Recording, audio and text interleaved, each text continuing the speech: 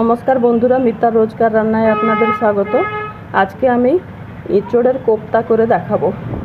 ওই রেসিপিটার জন্য এটা এঁচোড়টা আমি অল্প একটু এঁচোড় আমি ওটাকে প্রেসারেতে নুন হলুদ আর একটু সর্ষে তেল 1 চামচ দিয়ে এটাকে সেদ্ধ করে রেখেছি।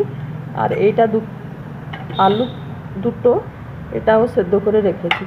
এবারে আমি কিভাবে করব ওটা দেখাবো। এই যে এঁচোড়টা আলুটাকে ছাড়িয়ে এর সঙ্গে মেখে দিয়ে তারপরে আমি দেখাবো। এবারে এই যে আলু আর সেদ্ধ আলুটা আছে, সেদ্ধ আলুটাকে এঁচোড়ের সাথে দিয়ে ভালো করে একটু মেখে নিচ্ছি। আর এটাকে কোপ্তাটাকে করবার জন্যে বেসন এর সঙ্গে মেশাতে হবে, না তো এটা ধরা যাবে না। বেসন আর মশলা মশলিটাও দেখাচ্ছি। যদি বেসন আপনাদের কাছে না থাকে ময়দাও দিতে পারেন, কিন্তু বেসনটা দিলে টেস্ট বেশি ভালো হবে। এবারে আমি একটা একটা করে মশলাও কী কী ফেলছি দেখাবো।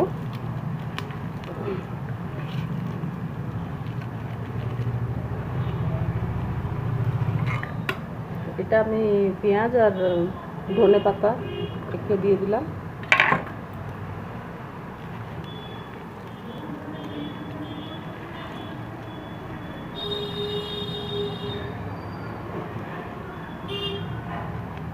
এবারে হাতটা ধুয়ে দিয়ে আমি বেসনটা দিচ্ছি।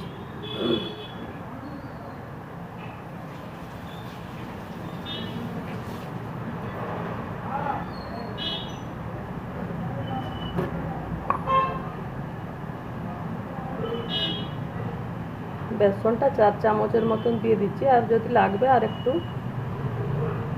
বেসন এতে দেবো। আর এটা একটা ভাজা মশলা, যেটা কি ধনে জিরে গরম মশলা সব দারচিনি ছোটো এলাচ এসব গুঁড়ো করে একটা ভেজে এটাকে গুঁড়ো করেছিলাম। এই মশলাটাকে দিলাম, ভাজা মশলাটা।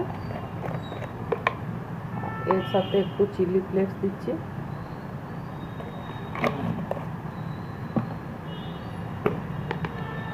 হলুদ গুঁড়ো একটু দিয়ে দিলাম।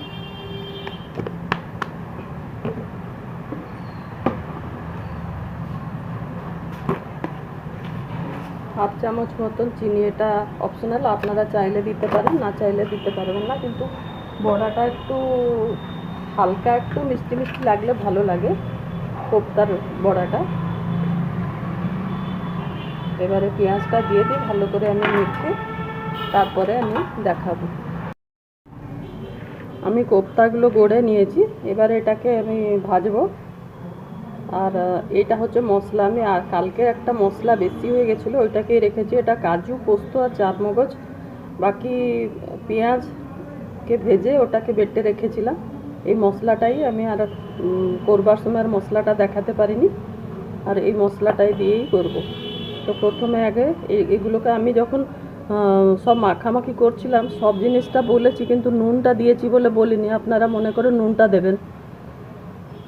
আমি এবারে এক একটা করে ভাজি দেখাচ্ছি। তেলটা দিয়েছি, তেল গরম হয়েও গেছে। এবারে একটা একটা করে আমি এগুলোকে ভেজে নিই। আমার এই সব বড়াগুলো ভেজে দিয়েও লাল করে রাখলাম। এবারে তরকারিটা বসাচ্ছি। একটু জিরে দিলাম, দুটো তেজপাতা, একটা দারচিনি,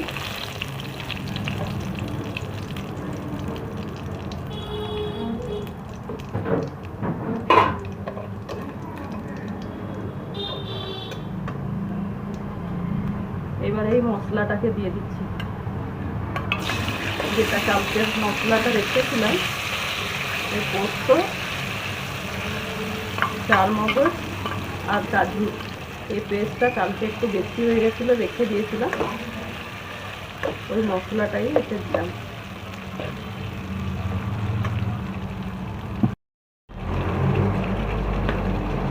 মশলাতে একটু হাফ চামচ হলুদ গুঁড়ো দিলাম, হলুদ গুঁড়ো 1 চামচ দিয়েছি, চিনি 1 চামচ দিলাম, আর কাশ্মীরি লঙ্কা গুঁড়ো দিয়েছি। একটু ক্যামেরাটা অফ হয়ে গেছিলো, আমি জানতে পারিনি। আর এবারে নুনও দিয়ে দিলাম। মশলাটা প্রায় ভাজা হয়ে গেল, এবারে জল দিয়ে দেবো।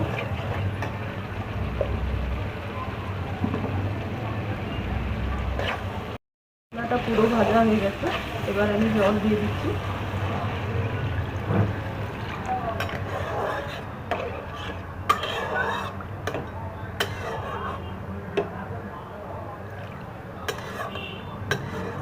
এবারে ঢাকা দিয়ে দিই, জলটা ভালো করে ফুটে যাক আর বড়াগুলো দেবো। ঝোলটা ভালো করে ফুটে গেছে, এবার এই কোফতাগুলোকে ঝোলের ভেতরে দিয়ে দিই।